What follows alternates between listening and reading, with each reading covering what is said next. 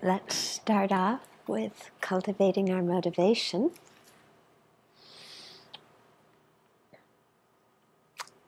So really appreciating the interdependence that we share with all other living beings, and how everything we have, everything we know, all of our talents, our skills, that all of these come due to the kindness of others.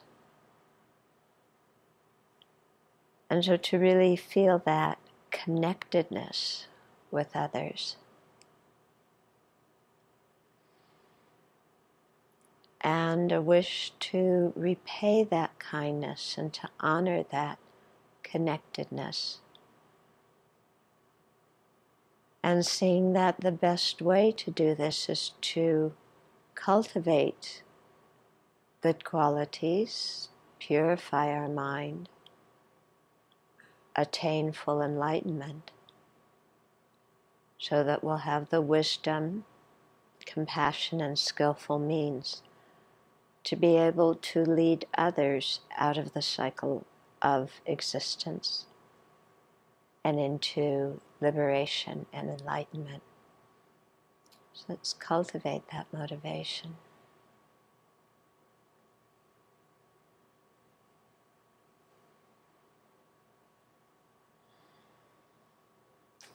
Okay, last time we were talking a little bit about the difference between conceptual minds and direct perceivers, remember?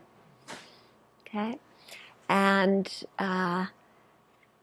relating this to our topic of emptiness, in that as we progress from wrong view to doubt, to correct assumption, to inference, correct assumption and inference are both correct conceptual understandings of emptiness, okay? But you're seeing emptiness through the veil of a meaning generality, okay? So it's not a direct perception. So you meditate more on emptiness and clear away the meaning generality, then there's a direct perception of it. Okay? And it's at that point that you enter the path of seeing and become an Arya and start to actually eliminate the afflictions from the root. Okay? Okay, so that we're talking about conceptual and non-conceptual minds in the context of talking about the subjects, the consciousness that's perceiving. Now we're going to talk a little bit about the objects of different consciousnesses. Okay, so there's different kinds of objects. There's the appearing object, the observed object, which is also sometimes translated as the focal object, the apprehended object, which is sometimes, Jeffrey translates it as the object of the mode of apprehension, but I think apprehended object is easier to say. And then you have the referent object. Okay, so in terms of a consciousness, the appearing object is what actually appears to the mind. Okay, so in the context of a direct perception, let's say I'm seeing the green of this little mat here. Okay, the appearing object is green. And I have a visual consciousness that's directly perceiving green. Okay. If I close my eyes and I'm thinking about green, what's appearing to my mind is the meaning generality of green. Okay, not actual green. Yeah, but this kind of general image of green. Yeah. The observed object is the actual object that you're looking at. Okay, in this case, it would be green. Yeah, so the observed object or the focal object would be green, whether it's for a direct perceiver, like a visual consciousness, or when I'm thinking about green. Okay, the actual object that I'm reflecting on is green, you know? Okay. Then the apprehended object is the main object with which the mind is concerned. So also in both of these consciousnesses, it's green. That's the main thing that my mind is concerned with. Yeah? That's the object that's known, the apprehended object. And then the referent object refers just to conceptual consciousnesses, and that's the object that you're referring to. So if I'm thinking about green, green is the referent object. Okay. Okay, now it all sounds kind of, like, okay, what are you doing? But there's a meaning for this, okay? If we talk about a mind that is grasping at true existence, okay? Let's say we're angry and our mind is grasping at true existence. So anger is a conceptual consciousness. It's a mental consciousness, okay? And it's a conceptual one. It's not a direct perceiver. It's a conceptual consciousness, okay? The appearing object, when we're angry, yeah, and we're grasping at this inherently existent, disgusting, obnoxious person, who's the cause of all my suffering. You know that one? Okay, so the appearing object is an inherently existent person. That's what's appearing to that conceptual consciousness, is an inherently existent person. Is that consciousness accurate in terms of its appearing object? No. So what is appearing to that mind does not exist. An inherently existent person does not exist. We're sure seeing one, aren't we? Because there's the appearance of an inherently existent person. That inherently existent person, no. Okay, the focal object or the observed object is that person. Just the person. Okay, that's what our mind is focusing on. That's the basic object our mind is concerned with, is the person. Yeah. The apprehended object, the basic object that our mind knows, again, is an inherently existent person. So our mind is also mistaken or erroneous in reference to the basic object that's it's knowing. And then in this case, the referent object, is also an inherently existent person. So the mind is mistaken in that way. Okay? So by breaking it up into different kinds of objects like this, it's just helping us to take apart a cognition and see that we still are, like, say, focused on the person. Yeah, in one way, the person is the object of our cognition. They're the observed object. But what's appearing to our mind is not the conventionally existent person. What's appearing to our mind as an inherently existent person. That's what our mind is apprehending as an inherently existent person. And so then you can begin to see why that's considered an erroneous consciousness, okay, or a mistaken consciousness.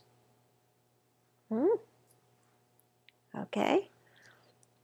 No? You have no idea what I'm talking about. Okay.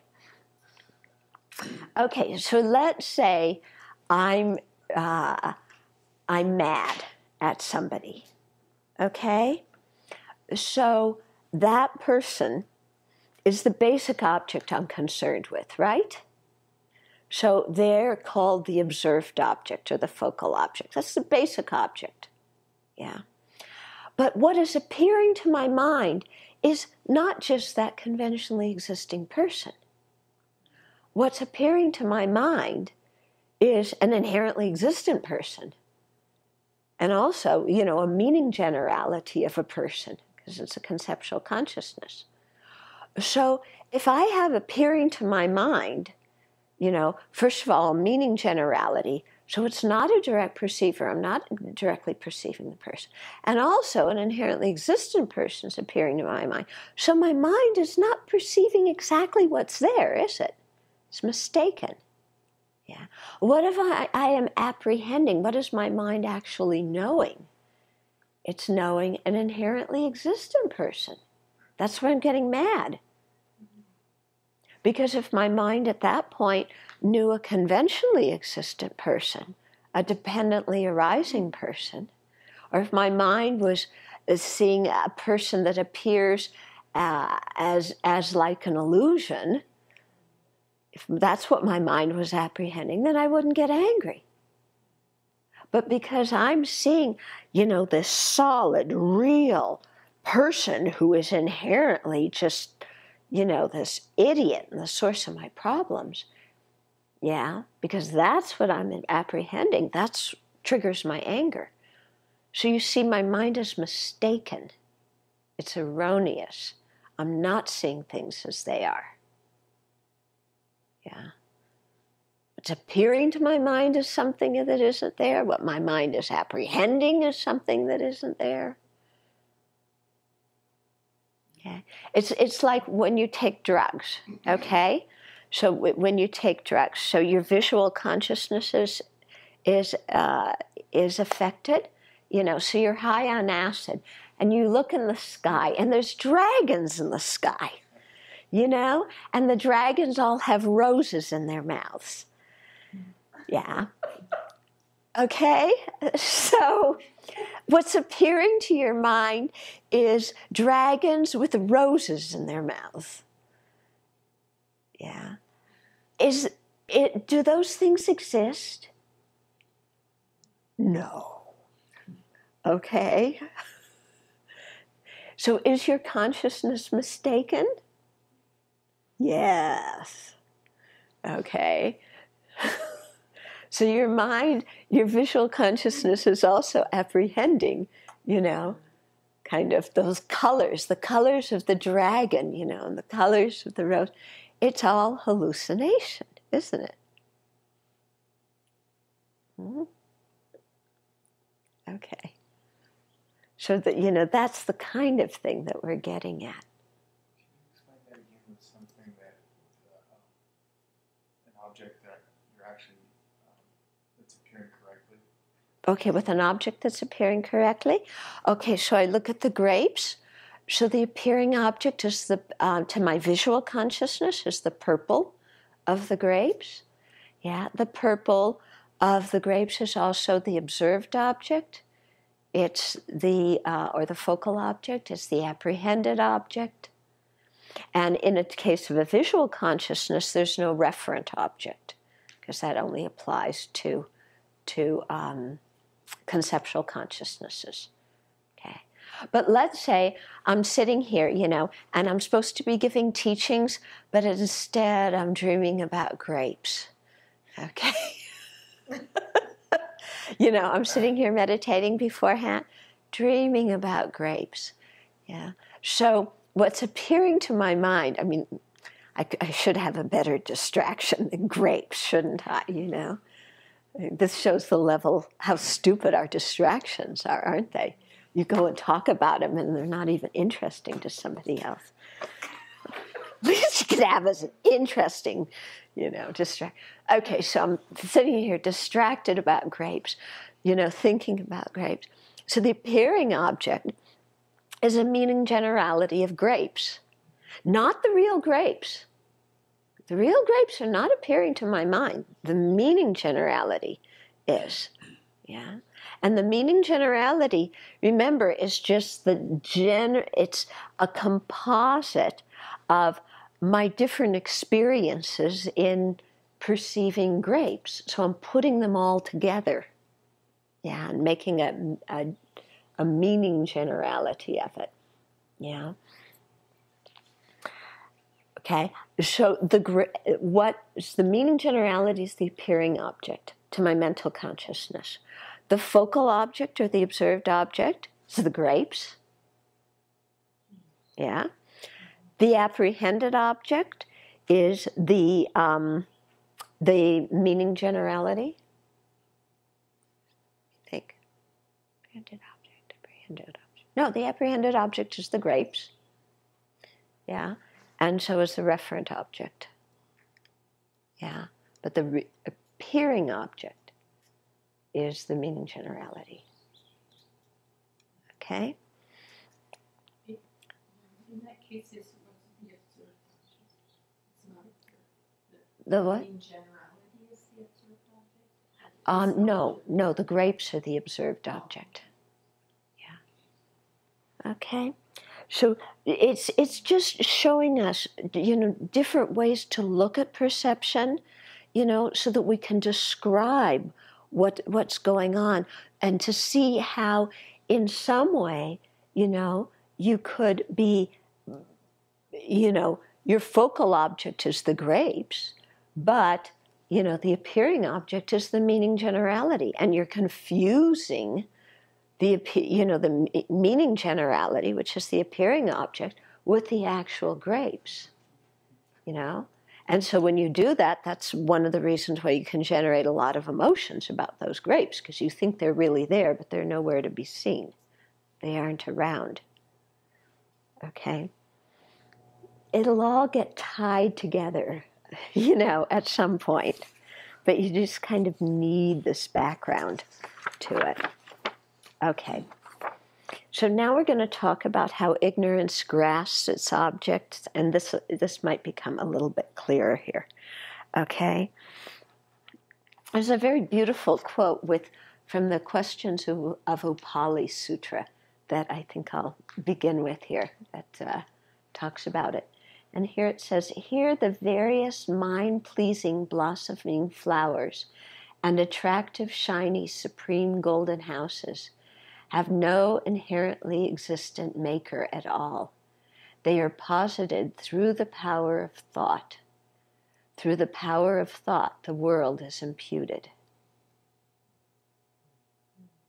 Okay? So we may see very beautiful things, a beautiful palace, a chalet, even a golden house. Yeah? How did those things come into existence? Was there an inherently existent creator, an inherently existent maker of those things? No. Okay, these things did not originate because there was some kind of supreme being who created them, who was inherently existent. Okay, they also didn't originate out of some inherently existent cause. Because something that is inherently existent can't change. Why can't it change? Because if something is inherently existent, it exists independent of other factors. Something that doesn't depend on other factors can't depend on causes and conditions.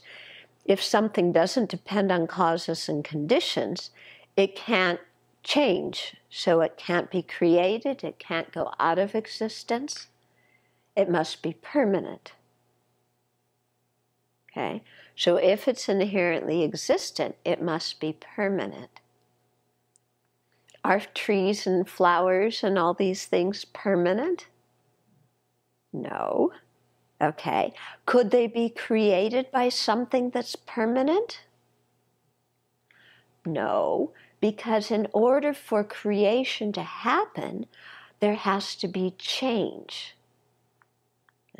So this is actually one of the refutations of a creator. Because if there is an absolute creator that is independent of all other factors, then that creator, is permanent. And something that is permanent cannot create, because the whole process of production requires change. Yeah. I mean, if you make a salad, you're a different person than before you made the salad, aren't you? Making the salad changes you. Yeah. So, okay. So, there's no inherently existent maker, whether it's a creator being of the universe or whether it's some kind of inherently existent causes like the material that the things are made out of. Yeah. Okay. But then the quote says, okay, there's no inherently existent maker at all. They are posited through the power of thought. Through the power of thought, the world is imputed. Okay? So things are posited, or they're established. They come into existence by the power of thought, by the power of term and concept. Okay? So things are dependently designated. They don't exist on their own. Okay? So there's some simple examples that we can look at to see how things are dependently designated. It gives us some kind of an idea, but at least on a beginning stage. So this is an election year, so they always use the example of president. It's a very good example on election year, okay? So somebody who is going to be president, yeah, or somebody who is president, they're only the president because we have agreed to give them the label president, and we have the conception of what a president is and the name president, and we attribute that to that person, and they fulfill the conditions, and therefore we call them president. Yeah. In other words, they aren't a president under their own power, independent of other things. They're only president because we give them the name president. There is nothing presidential inside of them. I could make a lot of political comments at this point, but I will restrain myself. Okay, about the current one, who, thank goodness, is merely labeled and won't be merely labeled president next year. Okay, who will be merely labeled president next year, we're not sure of, and, people may have different wishes and different, opinions about that. But you see, that person who, a year from now will be called president, now isn't called president. Yeah. Okay, so whether it's Clinton or Obama or McCain or whoever it is, yeah, then, they are only labeled president after there's an election and we have, all agreed that that label is suitable to give to that person. Yeah. What was interesting was 8 years ago, remember, with the confusion of the election, Al Gore won the popular vote and George Bush got the Electoral College, and then there was all the thing about the ballots in Florida. What the whole thing was all about was who gets the label. Wasn't it? The whole thing is, who is going to be the basis of designation of the label president. That's what all of that was about. So we have different rules in this country, and whether we like the rules or not, I personally think the Electoral College should be, abandoned. But whether we like them or not, we follow the rules. And, we listen to the Supreme Court, whether you think they have any, I should be polite, we listen to their decisions, whether we like them or not. So then, by common consensus, we decided to give somebody that label. Okay. So these things exist by being merely labeled. Yeah. So we have to have a concept, We have to have a term. And then depending upon, the meaning that we've given to that term and what that concept is of what that term refers to, that person has to be able to fulfill those or that object, that basis has to be able to fulfill those functions. Okay? So things exist by being merely labeled. Okay? So the I, what we call I, is something that exists by being merely labeled, independent upon the 5 aggregates. So the form aggregate, which is the body, and then we have feelings, discrimination, conditioning factors, and primary consciousnesses, or primary minds. Okay, so on the basis of those 4 are often called minds. So on the basis of body and mind, the collection of the 5 aggregates, then we impute person. Okay, so the person exists by being merely labeled. Mm-hmm. When we see somebody, or we're thinking about somebody, so-and-so, okay, Sam is the observed object of our thought about Sam. Yeah, what's appearing to our mind as a meaning generality of Sam.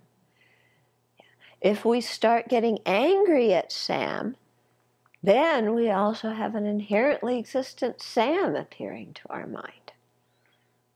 And, and then that's going to open the door for a lot of problems. Okay, when we're grasping an inherent existence, or put it this way, we label on the basis of the collection of aggregates, we label the person, but not being satisfied that that is a person just because we've labeled it a person. We imbue it with more solid existence than just what's referred to by that label, or what exists by being merely labeled.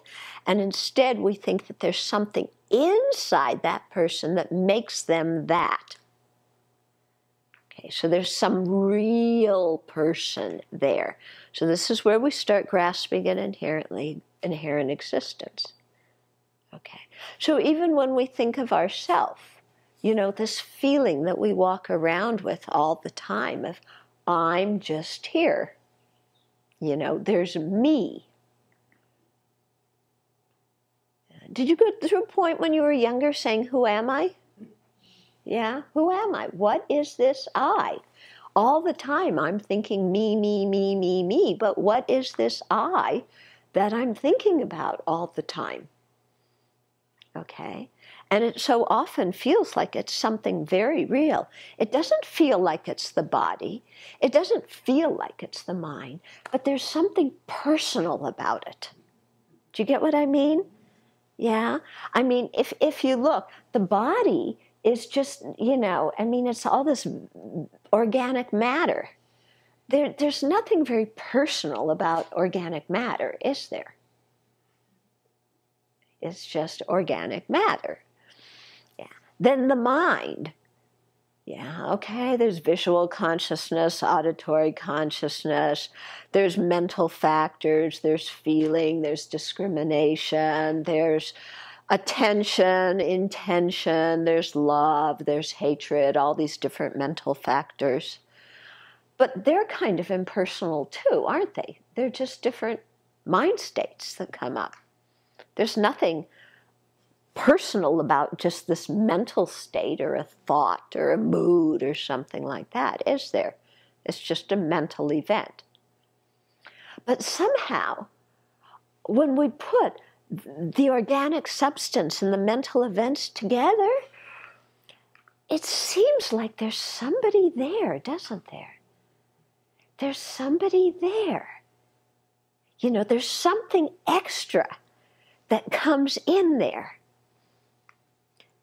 that isn't the vegetable goo, and it's not the mental states, there's something there from its own side, inside of that body and mind, somewhere floating around in it, that's a person, a real person, something personal. Yeah, do you get what I mean?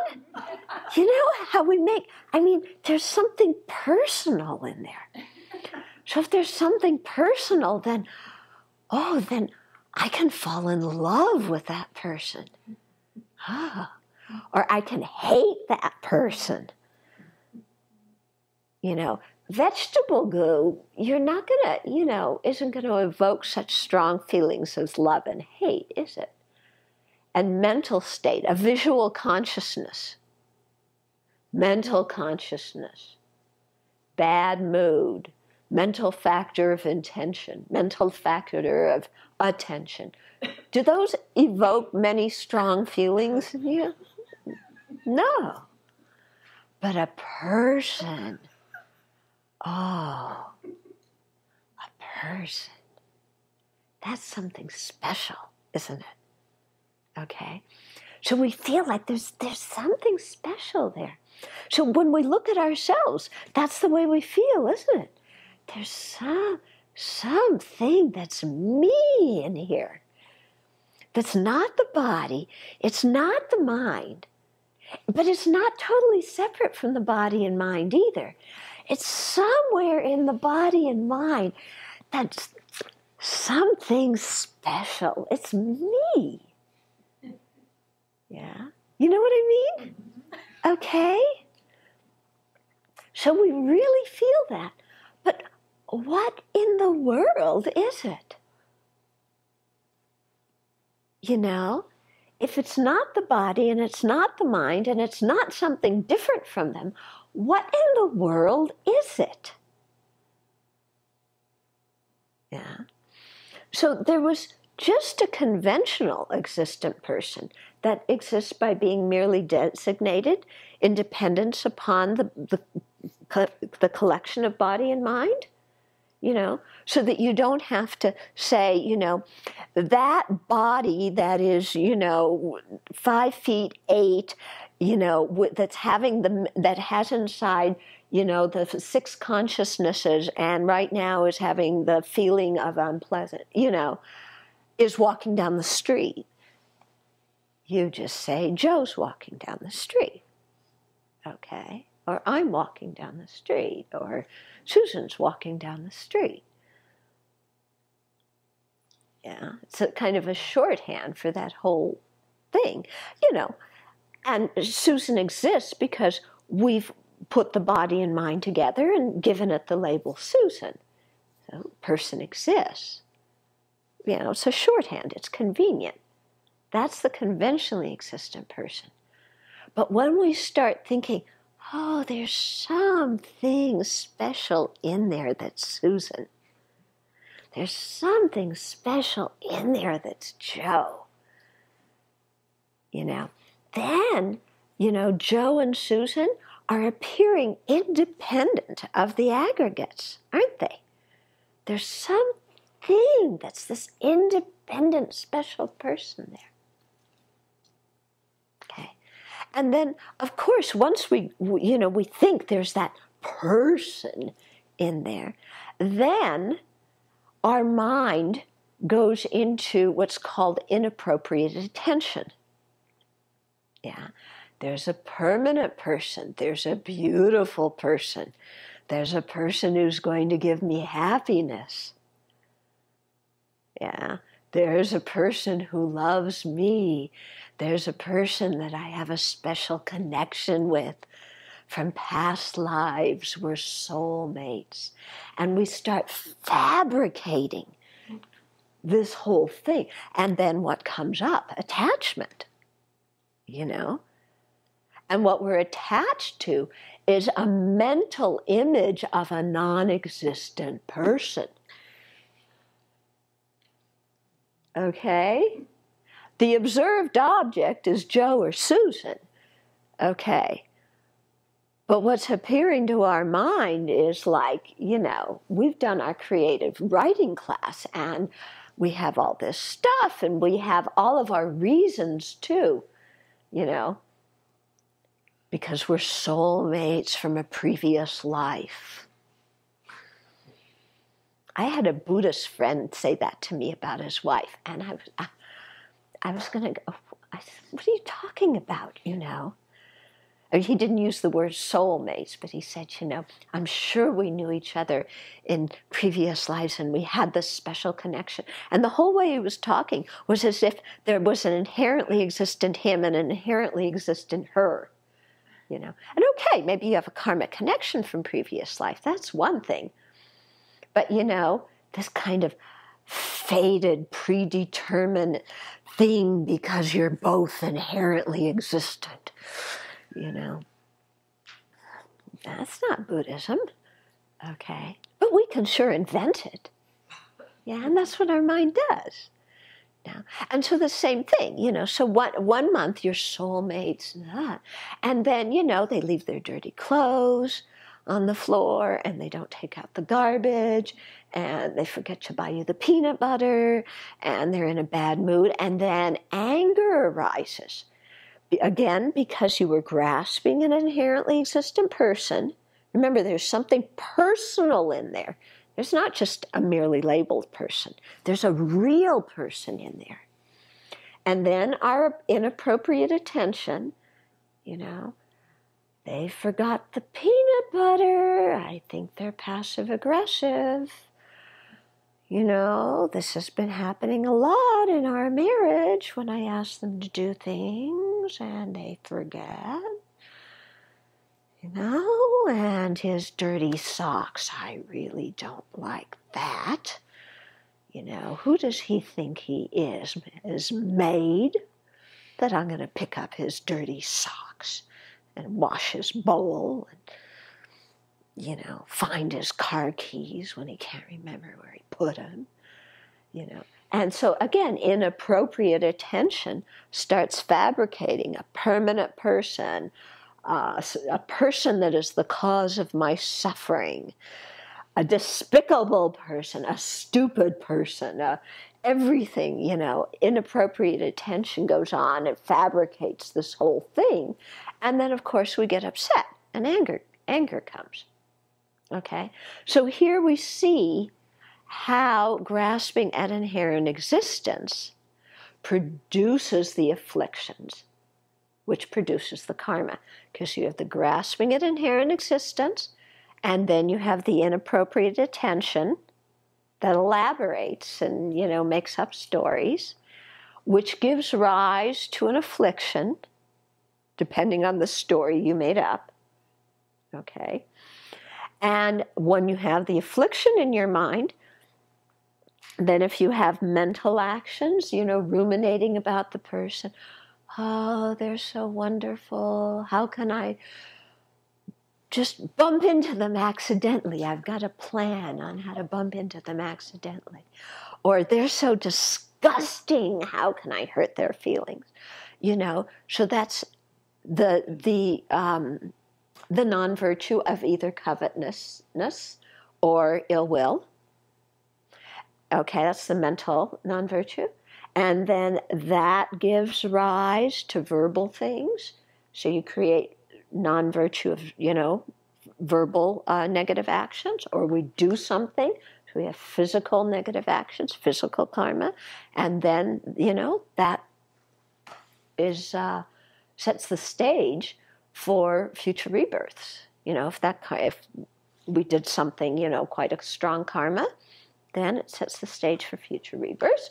And then when that karma ripens, Powie, we get thrown into another body. Okay? So you can see that the thing is that the things exist by being merely labeled, but when we aren't content with merely labeling them and think that instead there's something in them that makes them them, then that produces all sorts of afflictions and other things. So that's why we want to abandon the ignorance. And the way the ignorance is apprehending the object is mistaken. Okay? Because the object, you know, if I'm seeing an inherently existent external person, the object, the focal object is the person. But what I'm apprehending is an inherently existent person. So my mind's mistaken. Or when I think of myself, you know, I want to be happy. So I want to get what I want. Okay. Yeah. There is a conventional person there that exists by being merely labeled in dependence upon the aggregates. But we forgot that we were labeled person. And instead we think that there's something that's really me in there. And that real me needs happiness. Needs happiness, you know, and wants happiness. And, you know, doesn't need suffering and doesn't want suffering. And, okay, and so then we have, again, more afflictions. So the way that the mind grasping an inherent existence is apprehending the object is mistaken. Yeah, there is a conventional person, me, but my apprehended object, my referent object, an inherently existent me, that doesn't exist at all. Okay? So this is, you know, we start with just trying to understand this conceptually a little bit, but it can be very helpful in our practice. Like this morning we were talking at the Abbey after breakfast about anger, you know, and when we're angry, you know, to just stop and say, my mind is under the influence of afflictions right now. I mean, how often do we do that? We don't. Yeah. We might say, I'm angry, but we don't go, my mind is under the influence of afflictions, or my mind is grasping at inherent existence, or what my mind apprehends right now, an inherently existent thing that I'm mad at, does not exist. Do we ever think that? No. Imagine how powerful that would be if we really got it.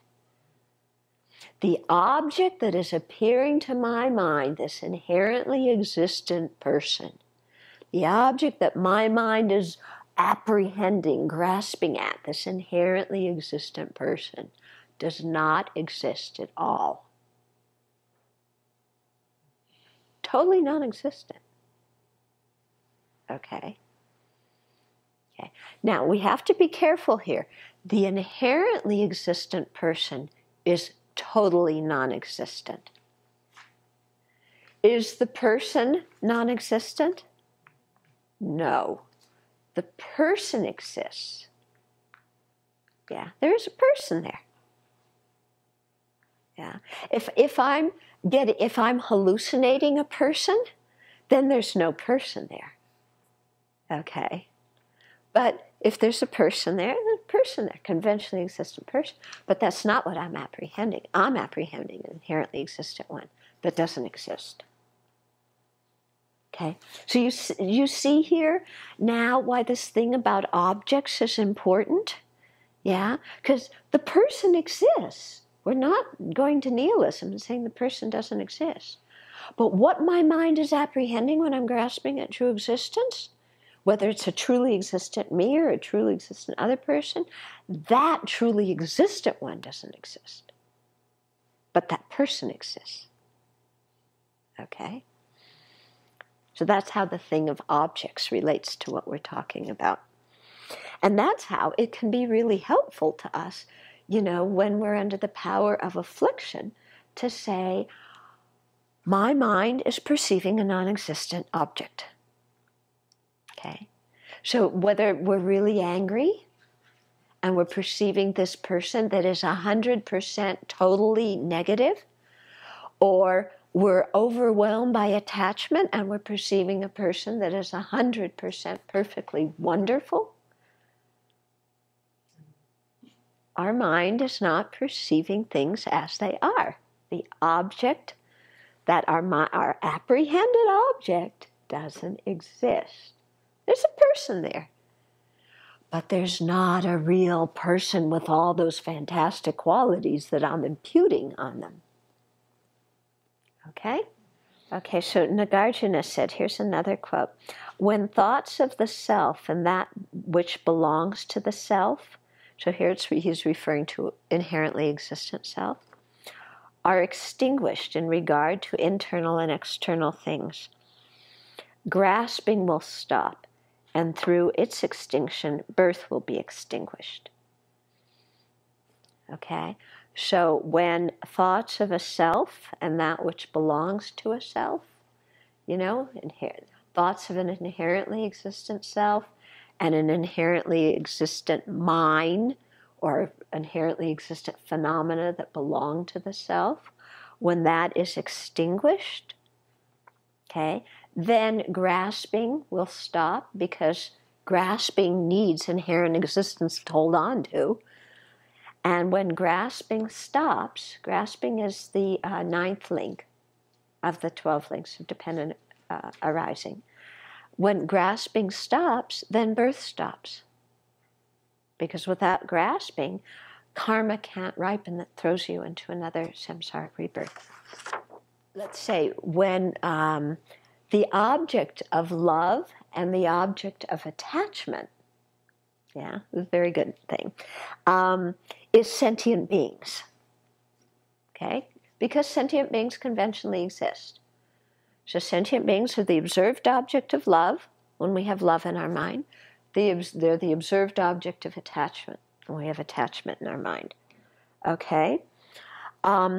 Appropriate attention, as opposed to inappropriate attention, appropriate attention sees sentient beings as kind, as overwhelmed by suffering, as having afflicted minds that create the cause of suffering, even though what they want is happiness. So that's appropriate attention, an appropriate way to hold sentient beings. If you hold sentient beings like that, then love and compassion arise for them. Here's a sentient beings under the influence of afflictions and karma, wanting happiness, having unhappiness, getting reborn again and again and again. Okay, so that kind of way of paying attention is appropriate attention, and it brings on love and compassion. But when we have inappropriate attention, same object, sentient being, but we're going, oh, they're so wonderful. They have this quality in them that's unique to them and so special that really resonates with me. And they've always had that quality, and they will always have that quality. And they'll always show that quality to me. And I will always feel happy when they show that quality to me, because that's who they really are. This is what happens. Okay, isn't it? That's attachment, isn't it? We've all fallen into attachment before. So do you see how this works? Okay. So we have different kinds of minds, we can call it innate awarenesses, innate minds. So some of our innate awarenesses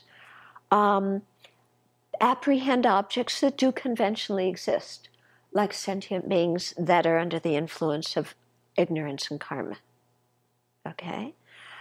And so those are consciousnesses, let's say, like love and compassion, and, if we were apprehending apples or oranges, those are, innate consciousnesses that are not mistaken, and their objects exist conventionally. Then there are other kinds of innate consciousnesses that apprehend inherent existence and that have all this inappropriate attention going on. And those objects, are being misapprehended. And though the existence of those apprehended objects can be refuted by reasoning. Okay? So when our mind is, making this, either this person that's 100% wonderful or a person that's 100% awful, okay, either one of those can be refuted by reasoning. And that's what happens when we sit down and we start to apply an antidote to either attachment or anger. Is, we look and, our mind saying that everything this person does is wrong. Well, is that true? No, that's exaggeration. Or our mind is saying this person is so wonderful and they're always going to bring me happiness. Is that true? No, that's an exaggeration. So those objects can be refuted by reasoning, even at the level of refuting what the object that inappropriate attention is, doing. But even on a deeper level, since, when we have anger or attachment in our mind that's grasping at true existence of that person, then also a truly existent person can be refuted by reasoning. Because when we look at that person that we think is, that we either hate or are madly in love with, is there a person in there? Okay, in that vegetable goo, in that collection of consciousnesses and mental events, is there something personal? No. Okay. That can be refuted by reasoning, because there's nothing personal that is either the body or mind or separate from the body and mind. So that pertains to the other person, that pertains to us. Okay? So actually, here's a good point to explain the different kind of selves and self-graspings and selflessnesses, because self is a very tricky word. Self sometimes means person, and self sometimes means true existence. Okay? So we can talk of the self of phenomena and the self of persons. When we divide it like that, phenomena means everything that's not a person. So principally the aggregates here. So if I am grasping at my body as truly existent, okay, that's the grasping at the self of phenomena, or that self-grasping of phenomena. And I'm thinking that the phenomena, my body, has a self, in other words, is truly existent. Okay? So that's the self of phenomena. The self-grasping at phenomena is the mind that holds that self of phenomena really exists. And the selflessness of phenomena is the lack of true existence of, in this case, my body. Okay?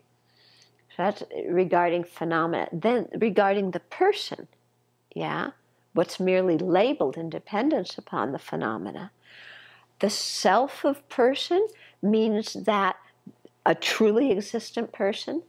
The self-grasping at persons refers to the mind that is grasping at the existence of a truly existent person.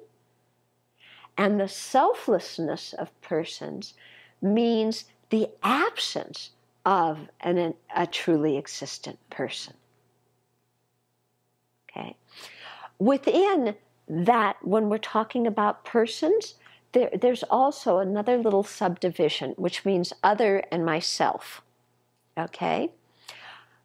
When I'm grasping at myself as being truly existent, okay, that grasping at myself as truly existent is also the mental factor of view of the transitory collection. Okay, remember this one? The Tibetan word is jigta. Okay, so that is a type of self-grasping at persons. Self-grasping at persons and view of the transitory collection are not exactly the same, because view of transitory collection only applies to when I'm grasping at myself to truly exist. When I think all of you guys are truly existent, from my perspective, that's self-grasping at persons, but it's not view of the transitory collection. It's only when I'm grasping myself as truly existent.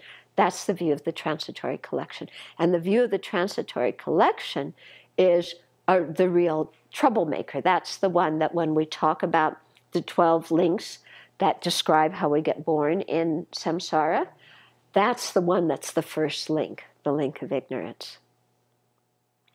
Okay? So I know that there's a lot of terms here. There's a lot of new concepts.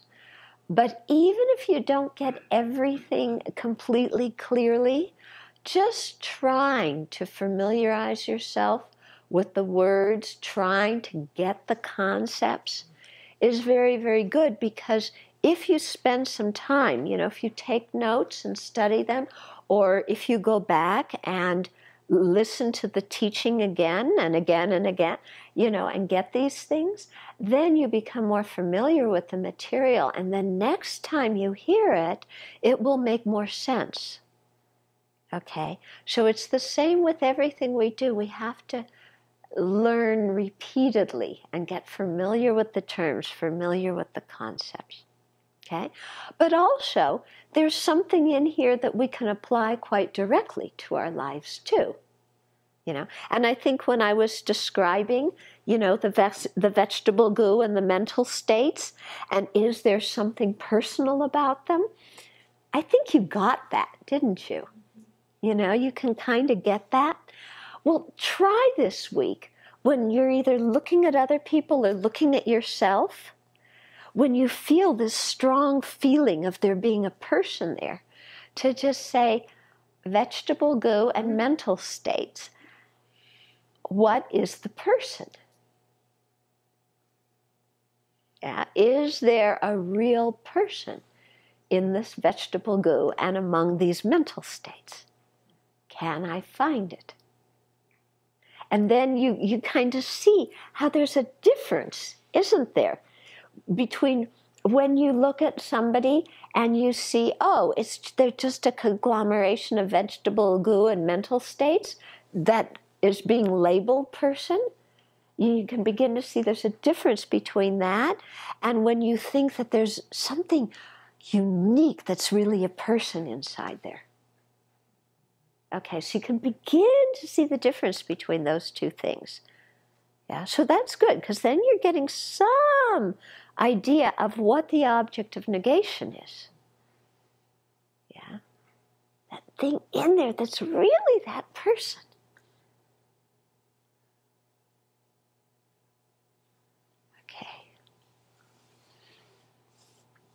So maybe time for one question? Yes. Is the observed object the merely labeled object? Is the appearing object the observed object? Yeah, the observed object is the merely labeled object, or the object exists that exists by being merely labeled. Yeah. And can you, in any way, explain the difference between the appearing object and the apprehended object? Okay, between the appearing object.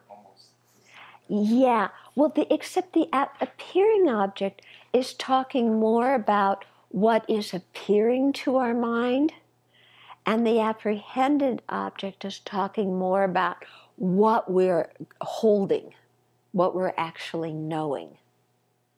Yeah, so it's a little bit of a different slant. Let me see if I can think of Does an arhat have the appearance of true existence, but they don't apprehend it as true existence? Yeah, that's a good example. Yeah, so an arhat, or an arya, when they come out of their meditative equipoise on emptiness, they'll have the appearance of true existence, but they won't grasp it as truly existent.